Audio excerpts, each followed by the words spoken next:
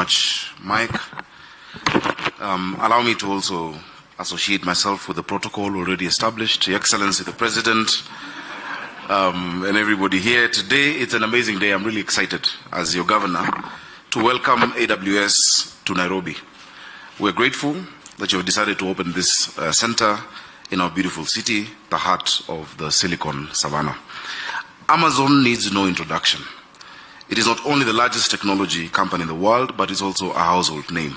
I believe this new development center, which is the second in Africa, will play a major role in growing Kenya's digital sector and more so the city of Nairobi. During the last decade, cloud computing was more about storage and hosted software as a service. Today, we're in the evolution of cloud computing. Our startups and businesses, just as Ambassador Meg has said, need flexible solutions, not just for data storage, but also for computing needs.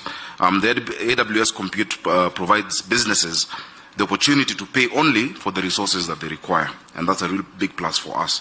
The availability of on-demand services beyond storage means that businesses can scale the technology used without incurring unnecessary overheads. The provision of these capabilities is a democratization of cloud technology, where this development center not only becomes relevant for big organizations, but also for small businesses, for whom digitization is becoming critical for their operations. According to the World Economic Forum, Your Excellency, 97 million new jobs will be created by 2025 because of cloud computing and digitization. In Nairobi, our cash crop, unlike Nyandarua, where the cash crop is Waru, where my deputy comes from, in Nairobi, my DG is here, Njoroge Mushiri. In Nairobi, our cash crop is our young people who are resilient, they're ready to learn new skills, they're amazing, and they have all that with them, and any investment towards them, for us is where our priority is. PS Tony will tell you, a few years ago, he invited us to take young people to Konza. And I remember a young boy, 6-year-old from Dandora, who had just interacted with the computer for the first time, defeated everybody in coding just after 3 days of being taught. That talent is there. What lies under the ground, above the ground in Nairobi really is our talent. We don't have oil, we don't have gold, we don't have diamonds. Our greatest asset is not below the ground, it is above the ground, and it is our people. The fact, thank you. So this development center, I pray, and I'm really happy. Your Excellency, I just walked across an office around here. This development center will be important in absorbing these highly skilled young people we have and bring part of these millions of jobs to our doorsteps. The fact that AWS will use this system to support major organizations such as Toyota, Netflix, Volkswagen, and the rest, together with handling some of its research and development for new products, cements Nairobi's place as Africa's Silicon Savannah. Your Excellency, you have raised the brand of Kenya. You've raised, the attention on Nairobi. I was with you in New York and I saw the attention of the world. Thank you for being our chief marketing officer as Nairobi and as Kenya. And really, we must thank Ambassador Meg. I have never seen an envoy who believes in her station the way you do. You've gone out there, you've sold this place. We will do our part. Downstairs, I asked Amazon Web Services, what can I do as your governor to make Nairobi more comfortable for you? They said they're already comfortable. But I'll try and do a bit more. AWS is not new to me, Your Excellency. In March this year, Nairobi City County signed a partnership with AWS. My chief officer for Smart Nairobi is here, Tyrus, and he's been leading that together with AWS.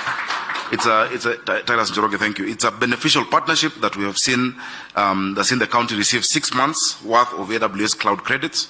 We have leveraged on this platform for various projects, including we host our liquor licensing system on this platform currently, and we intend to do much more.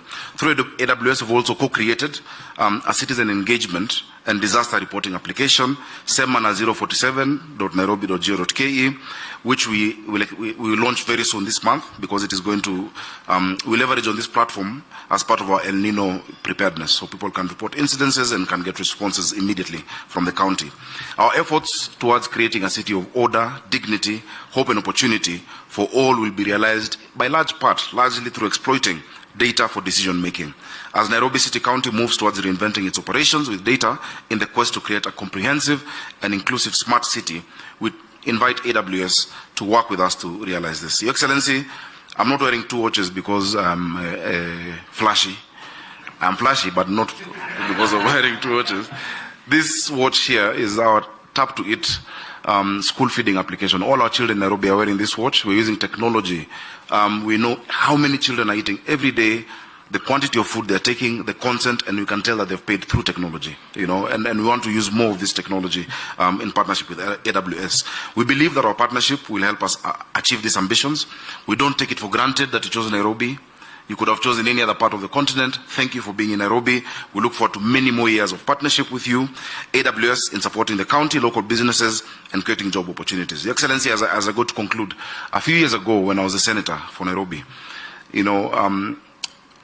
I had visited Silicon Savannah, Palo Alto, and I was giving a speech at the Institute for the Future. And somebody there asked me, how is it that we're seeing so much innovation coming out of Kenya and out of Nairobi? And I told them, the world today is a small global village. Our young people in Nairobi are not competing with people in Machakos.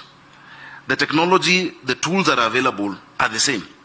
So while they might be innovating there for luxury and for shopping, we're innovating to connect families to water. We're innovating to, cash transfer. We're innovating to really, because necessity is the mother of invention. And that is why Kenya can now compete at a global scale.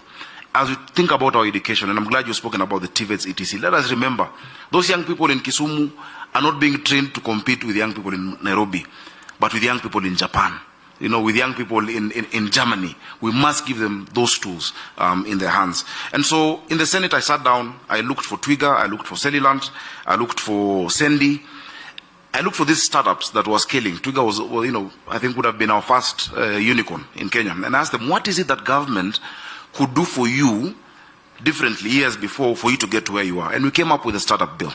Your Excellency, the startup bill that time, provided for de-risking of some of these investments. The national government or the county cannot invest in these companies, but we need to de-risk the venture capitalists. Kaufman Fellows were here just a few weeks ago and they met you, and many other such fellowships of venture capitalists. Unfortunately, the bill didn't go through because of time, but I'm very happy that through your CS Chelugoi, we've sat down again, we've rejigged that bill. It's unfortunate that when we did the bill, part of those in my team were from Nigeria. They took the bill in Nigeria, they passed it. So Nigeria has a startup act drafted by the governor of Nairobi. And Nairobi does not have a startup legislation, because we can really, really incentivize rapidly scalable companies, create a virtual special economic zone. Your Excellency, not all of these people need to come to one place, but you can have a virtual SEZ wherever they are, in their bedrooms, in their houses, and give them those incentives to grow. They will be able to create employment. Of course, we continue to support e-commerce. Your Excellency, you have supported us. We now have our physical addressing and street naming system in Nairobi for e-commerce, for deliveries to be done properly. Finally, I love Amazon. One of the books that I've given every of my executives is a book called Working Backwards. It was written by Colin Breyer and Bill Carr. It talks about the leadership principles and mechanisms that made Amazon scale. Your Excellency, I'll give you a copy.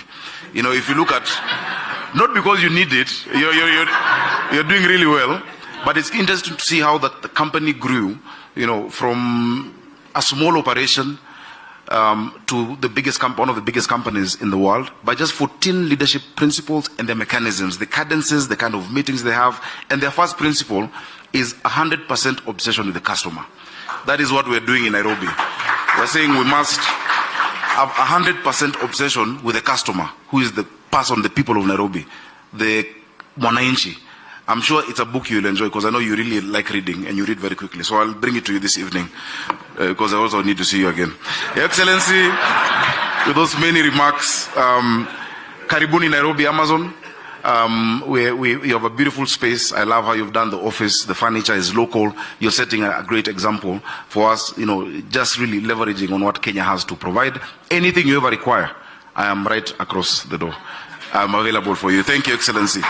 Your Excellency, allow me to invite PS, our YCT, who will also recognize the other officers from the national government. Anybody from the county government, please stand up. You had not recognized you. We have the Deputy Governor, Njoroge Mushiri. Your Excellency, Njoroge Mushiri.